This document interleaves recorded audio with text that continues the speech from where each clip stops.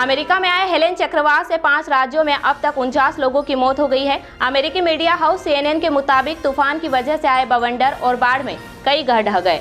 चक्रवात का सबसे ज्यादा असर साउथ कैरोलिना और जॉर्जिया में देखने को मिला, जहां कैटेगरी 4 के तूफान से 34 लोगों की मौत हुई है। वहीं नॉर्थ कैरोलिना में कुछ जगहों पर भूस्खलन भी हुआ। यहां लोगों को रेस्क्यू करने के लिए हेलीकॉप्टरों को भेजा गया। तालिबान ने हॉलीवुड अभिनेत्री मेरिल स्ट्रीप के अफगान महिलाओं पर दिए बयान का जवाब देते हुए कहा कि अफगानिस्तान में महिलाओं के साथ कोई भेदभाव नहीं होता। कुछ महिलाएं तालिबान के खिलाफ दुष्प्रचार करती है। मेरिल स्ट्रीप ने पहले UN में अफगान महिलाओं की स्थिति की आलोचना की थी और कहा था कि अफगानिस्तान में महिलाओं से ज्यादा बिल्ली और गिलहरियों के पास आजादी है। इजरायली प्रधानमंत्री बेंजामिन नेतन्याहू ने UN महासभा में अपने संबोधन में इजरायल के खिलाफ फैलाए गए झूठ का जवाब देने की बात कही। नेतन्याहू ने कहा, आज एक और नक्शा दिखा रहा हूं, यह आतंक का नक्शा है। इजरायली प्रधानमंत्री ने इस नक्शे में ईरान, इराक, सीरिया और यमन को दिखाया। इन देशों को काले रंगों में रंग कर श्राप बताया गया था। उनके भाषण के दौरान कई देशों के प्रतिनिधि UNGA से बाहर चले गए।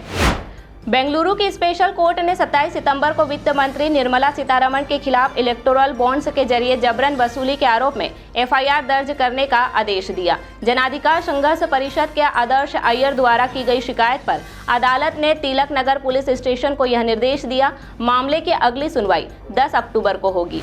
जम्मू कश्मीर के बालटाल में कालीमठ अमरनाथ ट्रैक पर सीजन की पहली बर्फबारी हुई। एक दिन पहले गुलमर्ग, सोनमर्ग सहित जम्मू कश्मीर के ऊपरी इलाकों में बर्फबारी हुई थी। सोनमर्ग में लगभग 2 सेंटीमीटर बर्फबारी दर्ज की गई। हरियाणा के सोनीपत में अवैध पटाखा फैक्ट्री में भीषण आग लगने से 3 लोगों की मौत हो गई है। मरने वालों में 2 महिलाएं और एक बच्चा शामिल है। धमाके के बाद फैक्ट्री ढह गई, जिससे 10 से 12 मजदूर मलबे में दब गए। हादसे में 6 महिलाओं समेत 7 लोग बुरी तरह झुलस गए, जिन्हें रोहतक PGI रेफर किया गया है। आग गैस सिलेंडर में लीकेज के कारण लगी थी। कश्मीर में कुलगाम के आदिगाम देवसर इलाके में सुरक्षा बलों और आतंकियों के बीच मुठभेड़ चली। सेना के 3 जवान और कुलगाम के SP घायल हुए हैं। चारों को इलाज के लिए श्रीनगर शिफ्ट किया गया। यहां 2 से 3 आतंकियों के छिपे होने की आशंका जताई गई है। बताया गया कि पुलिस और सेना ने ज्वाइंट ऑपरेशन के तहत आदिगाम में सर्च ऑपरेशन चलाया था। इसी दौरान आतंकियों ने उन पर फायरिंग कर दी। इसके बाद मुठभेड़ शुरू हो गई।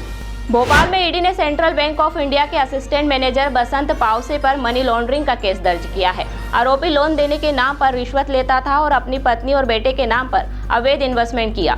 ED ने उसे गिरफ्तार कर 1.58 करोड़ की अवैध आय पकड़ी है। यह मामला 14 साल पुराना है और अब स्पेशल कोर्ट द्वारा संज्ञान लिया गया है। मध्य प्रदेश में भाजपा का सदस्यता अभियान चल रहा है। इसको लेकर मुख्यमंत्री मोहन यादव ने संतोष जताते हुए कहा कि संगठन के अध्यक्ष, प्रभारी महामंत्री, मंत्री और विधायक सभी सक्रिय रूप से काम कर रहे हैं। अभियान की सफलता को देखते हुए इसे और जारी रखने का निर्णय लिया गया है।